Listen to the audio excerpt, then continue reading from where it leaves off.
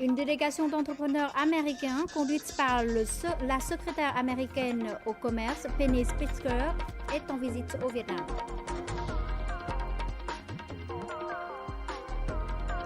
Le discours du général chinois Wang Quanzhong, vice-chef d'état-major de l'armée de la libération du peuple de Chine, lors du dialogue Shangri-La, a suscité une vague réaction de la part des participants. La 10e édition du Festival des fruits du Sud a commencé et durera 3 mois. Bonjour à tous et bienvenue à notre journal. La secrétaire américaine au commerce Penny Pritzker, à la tête d'une délégation composée des PDG des grands groupes des États-Unis et du Conseil d'affaires États-Unis-ASEAN, est en visite aujourd'hui au Vietnam. Ces entreprises, spécialisées dans divers secteurs, dont l'assurance, l'énergie, l'éducation et la formation, ont été invitées par le Conseil d'affaires États-Unis-ASEAN à venir au Vietnam. Leur visite a pour objectif de discuter avec le gouvernement et les sociétés vietnamiennes du renforcement de la coopération économique bilatérale et de l'accélération des négociations sur l'accord de partenariat transpacifique. Le secrétaire américain au commerce a été reçu par les plus hauts dirigeants vietnamiens, dont le président Trương Tấn Sang et le premier ministre Nguyen Xuân Dũng. Penny Pritzker a remercié le gouvernement vietnamien d'avoir toujours amélioré l'environnement d'investissement en faveur des investissements étrangers. Le chef du gouvernement vietnamien, quant à lui, a souligné que les deux parties devront maximiser les opportunités pour renforcer la coopération bilatérale. Il a aussi proposé aux États-Unis de reconnaître bientôt le Vietnam comme une économie de marché. À cette occasion, Nguyen Xuân Dũng a remercié le soutien des États-Unis pour le Vietnam face aux agissements de la Chine en mer orientale. Ce lundi, Penny Pritzker a également donné une conférence de presse à Hanoï. Elle a souligné qu'en 20 ans, suite à la normalisation des relations bilatérales, les États-Unis et le Vietnam avaient multiplié par 50 la valeur de leurs échanges commerciaux. Répondant aux journalistes sur l'installation illégale par la Chine de sa plateforme de forage Haiyan 981 dans la zone maritime du Vietnam, Penny Pritzker l'a qualifié l'acte provocateur, augmentant la tension en mer orientale. Les États-Unis ont la tâche de maintenir la paix, la stabilité, d'assurer la sûreté et la liberté de la navigation maritime dans la région. C'est ce qu'a souligné la secrétaire américaine au commerce. Celle-ci a aussi dit que bien que les entreprises américaines ne soient pas encore affectées par la montée de la tension actuelle, les États-Unis encouragent les parties concernées à mener des dialogues diplomatiques et éventuellement à résoudre les litiges par la voie juridique internationale.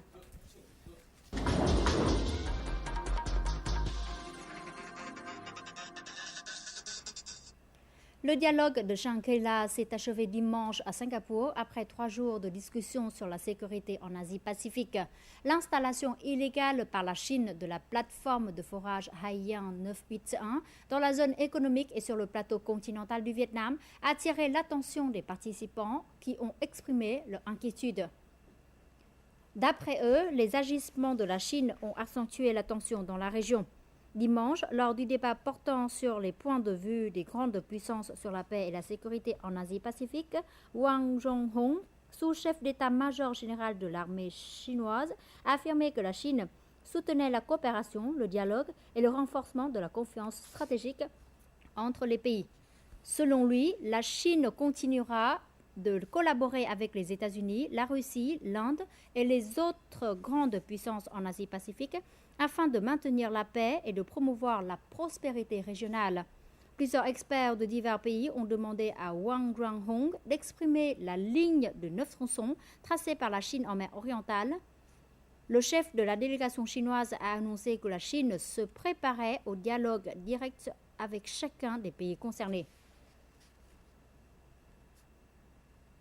Lors du dernier jour de dialogue Shangri-La, le discours du général chinois Wang Zhonghong, vice-chef d'état-major de l'armée de libération du peuple de Chine, a suscité une vague de réactions des participants.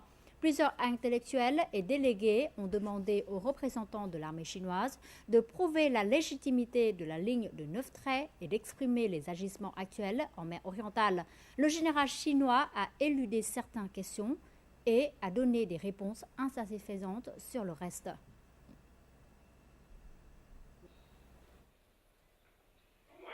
Le général chinois Wang Quanzhong a tout d'abord longuement insisté sur la nécessité de faire perdurer la stabilité économique de la région.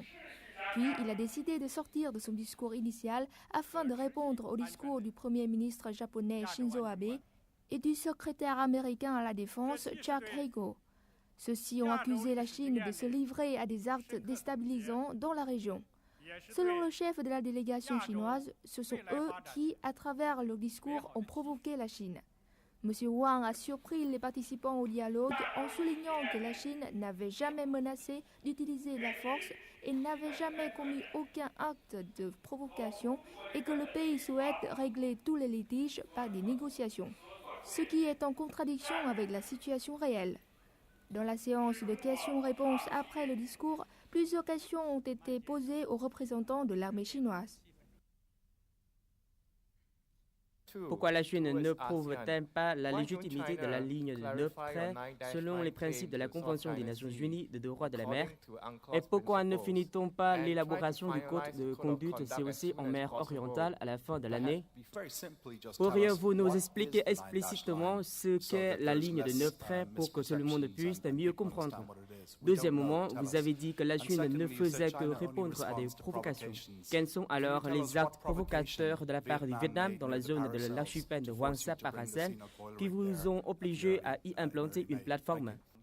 Sous prétexte de manque de temps, le général chinois a évité de répondre à plusieurs questions et s'est concentré principalement sur l'explication de la ligne de 9 traits sans donner aucune preuve concrète. En parlant du rôle de la Convention des Nations Unies des droits de la mer de 1982, M. Wang a dit que cette convention est entrée en vigueur en 1994, tandis que la souveraineté chinoise sur les îles en mer orientale est établie depuis 2000 ans. Selon la partie chinoise, la convention de 1982 ne s'applique pas à la Chine. Encore une fois, ces arguments se sont heurtés à de vives protestations. Ces arguments sont inquiétants. On a créé la Convention pour résoudre les conflits de ce genre. Maintenant, la Chine dit qu'elle n'accepte pas la résolution des litiges devant les tribunaux. Alors, pourquoi a-t-on établi une telle convention en premier lieu? La Chine est signataire de la convention, mais à chaque fois qu'un problème survient, elle dit que la convention ne l'implique pas.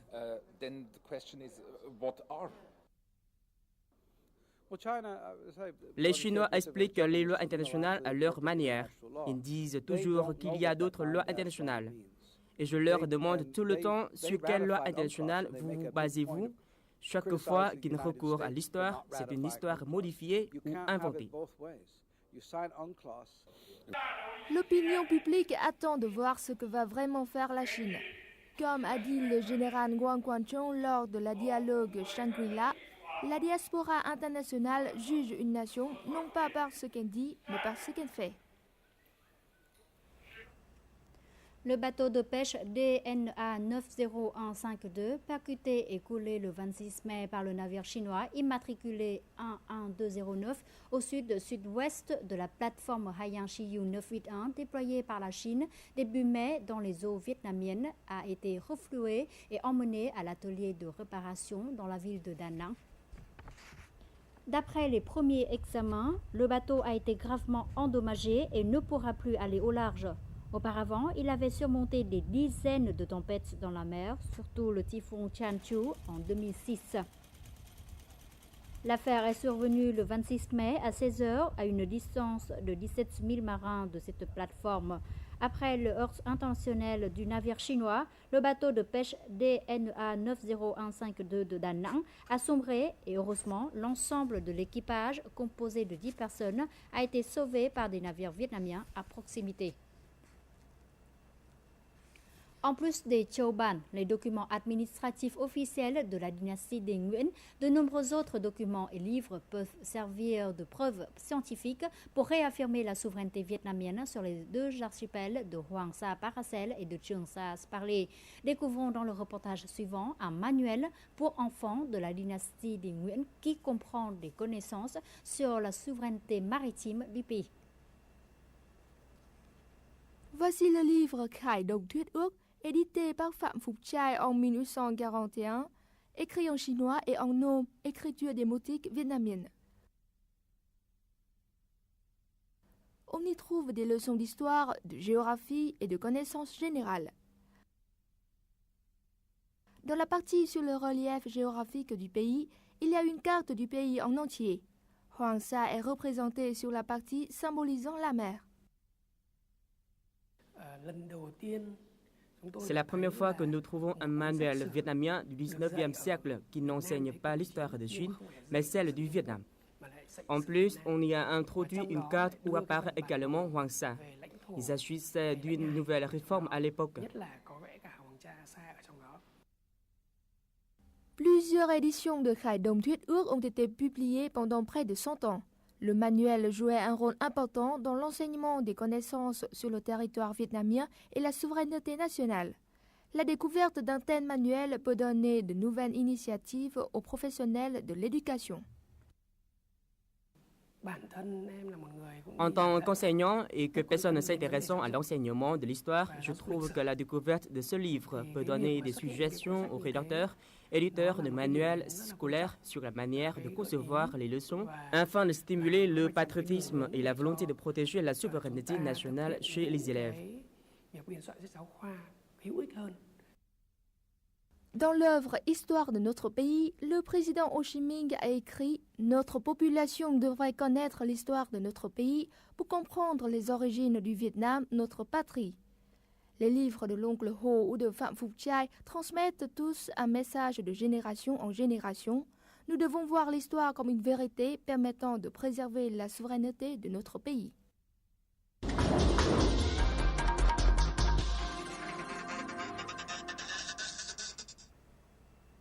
Selon les statistiques officielles, depuis le début de l'année, le total des investissements directs étrangers IDE enregistrés au Vietnam est de 3,67 milliards de dollars, soit une baisse de 10% par rapport à la même période de l'année dernière. Mais la quantité d'IDE est le seul indice économique en baisse. On constate toujours des signes de récupération de l'économie du pays dans d'autres secteurs. Phương Anh nous en dit plus. Les appareils électroménagers sont souvent la dernière des priorités pour les consommateurs lorsque l'économie est en difficulté. Cependant, en voyant les foules dans les centres commerciaux, il paraît que la confiance des consommateurs vietnamiens s'est améliorée. La confiance retrouvée des consommateurs entraînera un effet positif sur la croissance. Comme la demande des biens augmente, la production augmentera également. Ainsi, la circulation des biens va augmenter et cela créera de l'emploi. L'ensemble de l'économie ira mieux grâce à la confiance des consommateurs. Au cours des 5 derniers mois, l'économie vietnamienne a connu des changements positifs, comme le volume d'import-export qui a atteint 58,5 milliards de dollars, soit une hausse de 15,4% sur le glissement annuel. L'excédent commercial, quant à lui, a atteint 1,65 milliards de dollars. Le changement le plus évident est la stabilité macroéconomique qui peut être vue dans le faible taux d'inflation, une balance excédentaire des paiements. Cela signifie que la valeur de la monnaie a gagné plus de crédibilité. En outre, les réserves de devises étrangères atteignent le plus haut niveau jamais enregistré. Depuis mi-2013 jusqu'à présent, tous les grands signes pointent vers la reprise économique. Plusieurs indices, en particulier l'indice de la production industrielle, ont augmenté. L'importation de matières premières a également enregistré une croissance significative. Les spécialistes de la Banque mondiale sont également en train d'achever les rapports sur l'économie du Vietnam pour la première moitié de 2014 et des propositions pour l'avenir de l'environnement des affaires du pays. Nous proposons de poursuivre la réforme des entreprises d'État et la restructuration des banques. Il faut plus de soutien pour les entreprises, surtout les PME. Il faut simplifier les démarches administratives. En outre, le gouvernement devrait continuer à résoudre les problèmes existants, tels que pour les infrastructures de transport, les ports maritimes, la promotion du développement du marché intérieur. Tout cela pour que les entreprises puissent mieux profiter de la reprise économique. Lors de la séance de travail du 2 juin, l'Assemblée nationale a discuté de nouvelles politiques et des plans économiques qui devraient orienter l'économie vietnamienne vers le développement durable. Notre journal continue avec les taux de change et les indices de la bourse du Vietnam.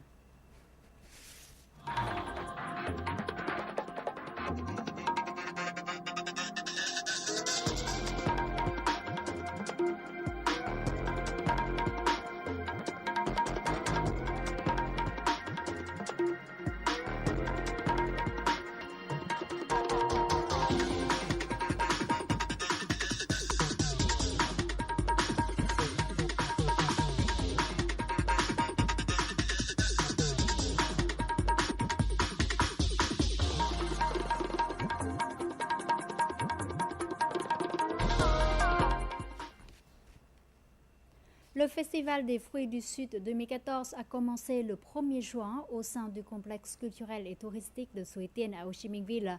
Des milliers de visiteurs, notamment des jeunes et des enfants, ont afflué dès cette première journée. Cette année, de nouvelles activités seront au programme ambiance sur place. Le Festival des fruits du Sud est un événement culturel et touristique annuel de Ho Chi Minh Ville. Au-delà de l'aspect culinaire, c'est aussi l'opportunité de présenter les traits les plus originaux de la culture vietnamienne méridionale, notamment concernant les fruits. Cette édition 2014 comprend de nombreuses activités originales. En dehors de l'habituel marché des fruits flottants dans le lac Canh Suối Tiên, qui réunira cette année 70 bateaux présentant 180 espèces de fruits, il y aura également une exposition de plus de 300 espèces de fruits, un concours sur les fruits ainsi qu'une fête gastronomique des fruits. Un concours sur l'art de la plastique des fruits, une représentation artistique spéciale, en outre de nombreux spectacles représentés par des troupes de talents d'Indonésie, du Laos, de Malaisie, du Cambodge, de République de Corée seront aussi au programme. L'édition de cette année est beaucoup plus animée que d'autres, car cette année, c'est le 10e anniversaire du festival. Ce dernier est considéré comme un produit touristique original et diversifié. Outre les activités comme le marché flottant de fruits, point d'orgue du festival, de nombreuses activités originales sont organisées pour rendre le festival plus attrayant. Cette année, nombreuses activités nouvelles sont prévues. Les enfants et leurs parents peuvent participer à des jeux et les prix des fruits sont plus bas que d'habitude. Pendant les 3 mois que dure la manifestation, grâce à des prix de 20 à 40% plus bas que d'ordinaire, on prévoit qu'environ de 1500 tonnes de fruits de toutes espèces seront écoulées par le marché flottant. Le Festival des fruits du Sud est aussi une bonne occasion de rencontre entre cultivateurs, scientifiques et entreprises afin de relever la qualité des produits agricoles, diffuser les technologies et promouvoir leur consommation. En 2013, le Vietnam a accueilli 298 000 touristes russes, soit une hausse de 71% par rapport à l'année 2012. Les Russes sont toujours parmi les plus nombreux à voyager au Vietnam. Et la première destination des touristes russes au Vietnam est la plage de Nha Trang dans la province de Khánh Hòa. Afin d'exploiter davantage ce marché, les autorités locales ont lancé de nombreuses mesures, parmi lesquelles l'enseignement de la langue russe aux professionnels du tourisme. Ces dernières années, la ville côtière de Nha Trang est devenue le site touristique attirant le plus de touristes russes au Vietnam. Les touristes russes aiment le climat tropical et le soleil tout au long de l'année, la plage au sable blanc, la nature magnifique et les patrimoines culturels ou historiques vietnamiens. En plus de tout cela, de plus en plus de guides touristiques à Nha Trang parlent russe, ce qui favorise les activités des Russes dans cette ville. Même les petits commerçants dans la rue Nguyễn Thiện Thuật comme Phương comprennent la nécessité de connaître le russe pour mieux gagner sa vie. La vente de fruits exige également la connaissance du russe. Pour l'instant, je ne connais que les noms des fruits et comment dire bonjour, mais dans l'avenir, je vais suivre des cours pour mieux parler cette langue. Voici une des 5 classes de russe que propose le Collège du tourisme de Nha Trang. Ces étudiants sont de différents âges et exercent différentes professions. mais ils savent tous à quel point le russe est aujourd'hui important. Je vois que de plus en plus de touristes russes viennent à Nha. C'est pourquoi j'ai décidé d'apprendre le russe. Je voudrais pouvoir mieux servir mes clients et peut-être trouver un meilleur emploi plus tard. Dans ces classes, nous enseignons les notions de base de langue russe et la communication en russe pour parler avec les touristes. Le fait de parler russe est devenu aujourd'hui à Nha Trang une condition importante lors des recrutements. La province de Khánh Hòa a accordé un projet d'enseignement du russe dans le secteur touristique pour une valeur de budget de 6,3 milliards de dong. Selon ce projet, d'ici 2015, 40% des cadres et fonctionnaires dans le domaine du tourisme de la province et 50% des employés des agences touristiques devraient savoir parler russe. Au moins 13 personnes sont mortes et 4 blessées lors d'un accident d'autocar survenu lundi matin dans la province Yayaphum au nord-ouest de la Thaïlande. C'est ce qu'ont annoncé les médias thaïlandais.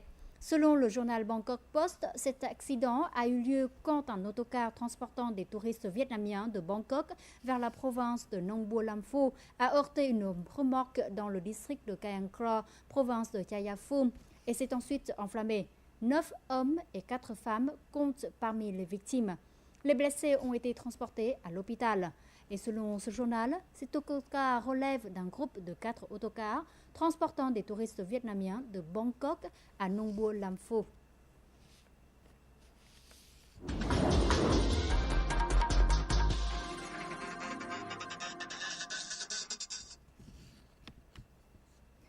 Une jeune lycéenne de Hanoï vient de remporter la totalité de la bourse de la prestigieuse université d'Harvard. Il s'agit de La Ho Minh-Khuê, élève en terminale de l'école spécialisée Hanoï-Amsterdam. Elle est jusque-là le premier élève vietnamienne à se voir octroyer la bourse équivalente à 320 000 $ pour 4 ans d'études universitaires à Harvard. Minh Khuê est un exemple brillant des jeunes Vietnamiens, intelligents et confiants, qui ont une aspiration ardente de faire rayonner l'image vietnamienne dans le monde. Nous la rencontrons tout de suite dans le reportage qui suit. Une élève brillante, mais aussi une jeune pianiste, ayant remporté le prix d'argent d'un concours de piano international organisé en Corée du Sud en 2010. À part le piano, cette jeune talentueuse se passionne aussi pour la peinture. En juin 2013, elle a fait son exposition individuelle afin de collecter des dons pour les bibliothèques à la campagne. Minh Khuê rêve de devenir une diplomate artiste afin de contribuer à la promotion de l'image du Vietnam dans le monde. Chào Lão Hồ Thị Minh Khuê, rất là vui được gặp lại em với một cái thành công mới. Có lẽ bây giờ thì em đã thở phào nhẹ nhõm vì là đã hoàn thành được cái mục tiêu lớn nhất của mình rồi phải không? Cái việc này thì em hay ví như là cá chép vừa vũ môn vậy. Và chính vì thế nên là quả thực là em đã đạt được cái mục tiêu lớn nhất của mình. Em cũng như tất cả các bạn khác thì để đạt được cái mục tiêu lớn nhất như của 12 năm như em đã nói thì phải nỗ lực rất là nhiều, đặc biệt là trong những cái khoảng thời gian chạy nước rút thì chắc chắn là không thể tránh khỏi những cái căng thẳng hoặc là áp lực. Hiện tại thì bây giờ em cũng như là các bạn học sinh lớp 12 thì đang cố gắng nỗ lực để tiến tới cái kỳ thi tốt nghiệp.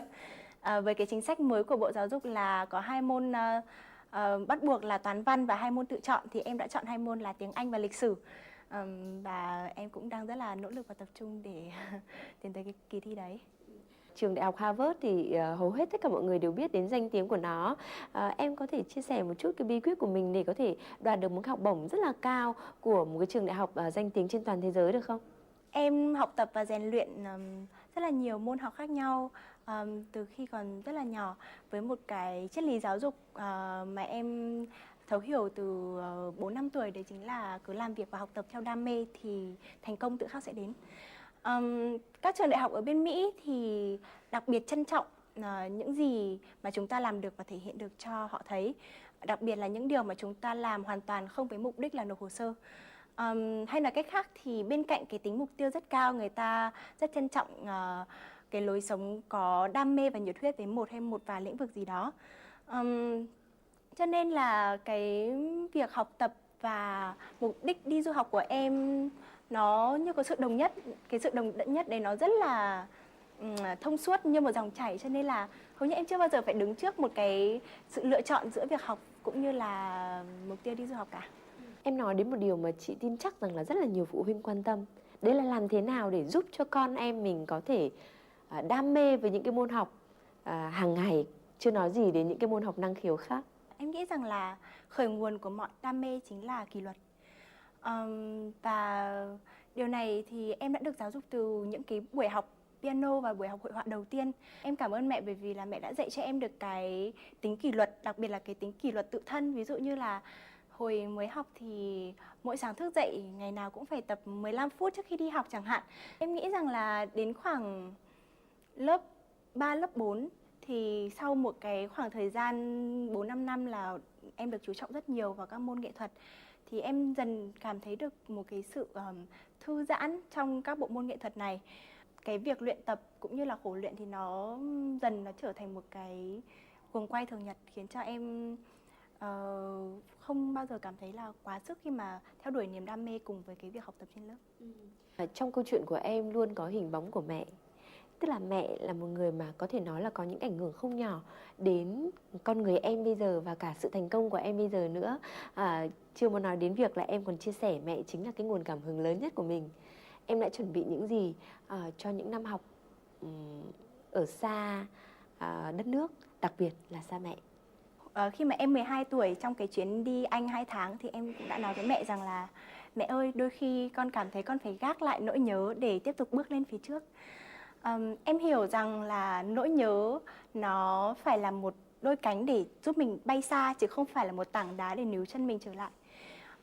Từ khi còn bé thì em đã được giáo dục theo cái hình ảnh của con chim đại bàng. Tức là đó là một con chim có sải cánh rộng nhất, bay được cao nhất và thấu nhìn được rõ nhất. Nhưng đó cũng là con chim luôn biết đường trở về. Và khi hiểu được điều đấy thì em tin rằng em sẽ vững bước. Thế còn về mẹ thì dù em ở bất cứ nơi đâu, mẹ cũng sẽ luôn luôn ở bên cạnh em về mặt tinh thần và tư tưởng. Ngạn ngữ phương Tây đã có câu rằng mẹ không phải là người để ta dựa vào mãi mãi, mà là người dạy ta rằng việc dựa dẫm là không cần thiết. Em rất là cảm ơn mẹ đã dạy cho em được cái sự độc lập tự tin để em sẽ tiếp tục dấn thân trong cái chặng đường dài phía trước. Xin cảm ơn lão Hồ Thị Minh Khuê về cuộc trò chuyện ngày hôm nay, và chúc em sẽ có những cái bước đi mới, có một cuộc sống mới, một môi trường mới trong lành, vững tin và thành công. Et tout de suite, les prévisions météo pour demain.